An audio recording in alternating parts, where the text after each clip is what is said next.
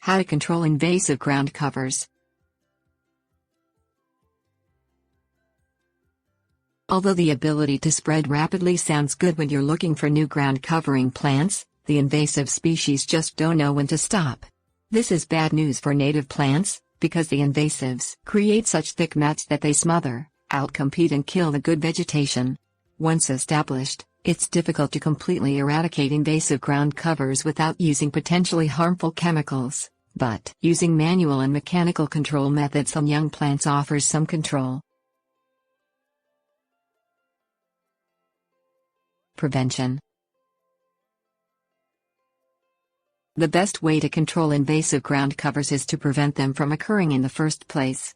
You can inadvertently spread problematic plants by using contaminated seed, soil, gravel or mulch, unclean gardening tools, invasive seedlings bought at a nursery.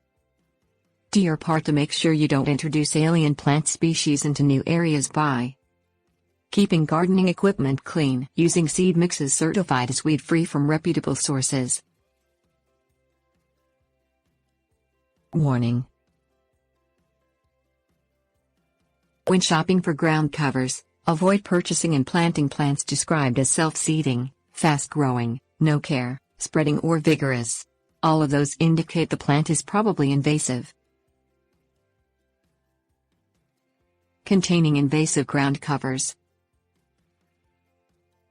Nurseries and garden centers commonly sell well-known, invasive ground covering vines, such as English ivy heterohelix, U.S. Department of Agriculture Plant Hardiness Zones 5 through 11, Common Periwinkle Vinca Minor, USDA Zones 4 through 9 and Big Periwinkle Vinca Major, USDA Zones 7 through 9. If you'd like to keep those plants in your landscape, take responsibility for keeping the plant contained to its growing area. This might mean pruning it back regularly, placing edging materials, picking off roots before they give way to seeds, harvesting seeds before they have a chance to spread, disposing of invasive plant debris. Ensure you remove all plant debris from a treated area and dispose of it in the proper manner. This can include making a compost heap only for invasive plants that haven't gone to seed. Keep an eye on the pile and remove any sprouting pieces. Never, ever use this compost in your garden or yard or you risk spreading unwanted plants throughout your landscape. According to the conservation notes of the New England Wildflower Society, you should put herbaceous invasive plant debris in a black plastic thrash bag and set it in the sun to cook for about 30 days. Set woody plant material on an asphalt surface and allow it to dry out for about 30 days. After the month is over, the plant pieces are no longer viable and you can toss them in your garbage can in good conscience. Non-chemical control techniques. Mechanical and manual control methods are great options for controlling young plants, single plants and small patches of multiple invasive plants. These methods won't have much effect on the environment and require only the most basic gardening tools to perform. Although you can use non-chemical control methods at any time, it's best to handpull, cut, grub or mow in the spring before the plants go to seed. Handpulling. Repeatedly yanking out plants eventually kills invasive ground covers by exhausting the energy stored in the roots. Handpulling works best on plants that sprout from seed, including Yellow Archangel Lamiastrum Galeoptolan, USDA Zones 3 through 9, Common Periwinkle, Creeping Jenny Lysimachia Malaria, USDA Zones 4 through 8, Big Periwinkle, Goutweed or Bishopsweed Ecopodium podagraria, USDA Zones 4 through 9, Lamium maculacum White Nancy, USDA Zones 3 through 8. Wait until after a rain shower or water the area beforehand because it's easier to remove entire plants and their root systems from moist soils. You must extract every single piece of the roots because many invasives sprout into new plants from bits left in the soil. Inspect the area regularly for several years to see if seeding or resprouting occurs. Handpull and dispose of any new growth. Warning. Some invasive plant species, including English ivy, can cause skin irritation. Before hand-pulling plants, cover up exposed skin by wearing a long-sleeved shirt, long pants, closed-toed shoes and sturdy gloves. Cutting and mowing. Repeatedly cutting or mowing invasive plants down to the ground interrupts the photosynthesis process, which weakens plants and eventually kills them by forcing them to use up all of their energy regrowing.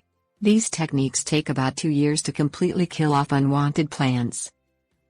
Mow on the lowest possible blade setting or cut the vines at the soil line using garden shears or loppers. Keep an eye on treated area and cut down any new regrowth as it occurs. For optimal results, the folks at Gardens Alive recommend cutting plants once a week early in the growing season.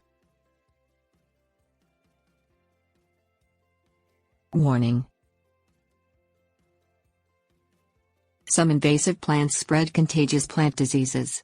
English ivy, for example, often harbors bacterial leaf scorch pathogen Xylella fastidiosa that can infect various native tree species. After treating invasive plants, play it safe and wipe off tools or mower blades with a solution containing equal parts 70% isopropyl alcohol and water. Grubbing. If cutting, mowing or hand-pulling don't get those pesky ground covers under control, consider digging them up. Regularly grubbing invasive plants eventually kills them by exhausting their energy sources.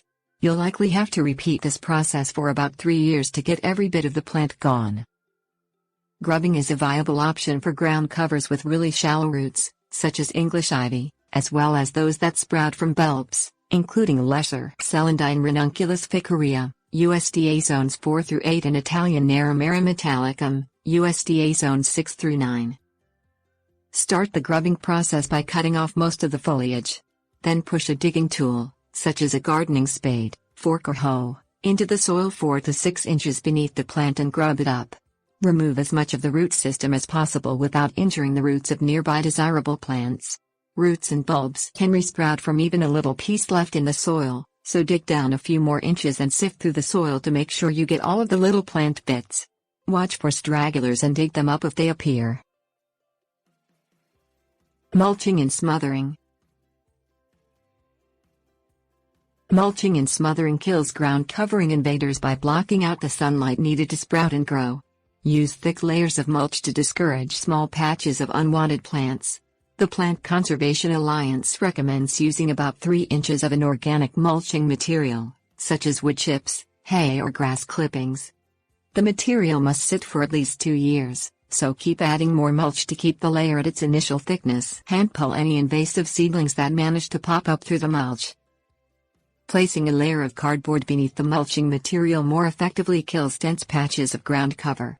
The North Carolina Botanical Garden suggests first cutting the vegetation down to ground level and then laying pieces of cardboard directly on top of the cut plants, overlapping the edges by a few inches so there's no little cracks for the plants to poke through.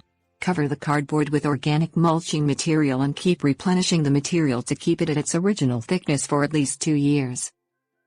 For further information, please see how to kill invasive ground cover without killing everything else.